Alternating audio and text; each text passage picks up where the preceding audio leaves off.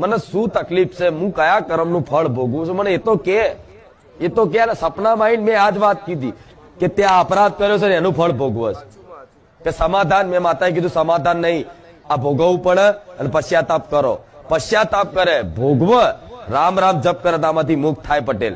નહીં તો આ અપરાધ એવો છે કે હારા ભોગવવો પડે પણ હવે પછી ના થાય. અને રામ નામ જપ કરે, પુનદાન કરે તો કદાચ ભગવાનની રામ નામમાં એ શક્તિ છે કે તમામ પાપો દૂર થઈ જાય. આવો અપરાધ મારા ધામમાં આવતા હોય તો ફરી ક્યારેય ના થાય એવો માફી માંગી લેજો ભગવાનના શરણોમાં, અને ફરી ના થાય એની જવાબદારી લઈ લેજો. તો કૃપા રહે. એનું કારણ મારા તને માધ્યમ રાખીને મારા હજારો લોકોનો સંદેશો પહોંચાડવો હોય તો આ રીતે પહોંચાડાય પટેલ.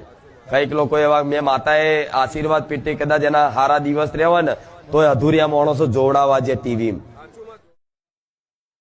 કઈક લોકો એવા ટીવી જોવડાવવા છે, છોકરો છે છોકરી આવી ને તો મને માતાને ગોડી નહીં સમજવી. ટીવી જાવ ને તો મને જો ગોઠો વગાડતા આવડે છે, રિપોર્ટ બદલતા આવડે છે, તો ટીવીમાં છોકરો હોય ને તો હું હાથે કરીને છોકરી બતાવું કે લે તું આના લાયક નહીં. કઈક લોકો પટેલ આવા પરચા આલ્યા, કઈક લોકોને એવા પરચા આલ્યા કે ડોક્ટરે કીધું કે છોકરા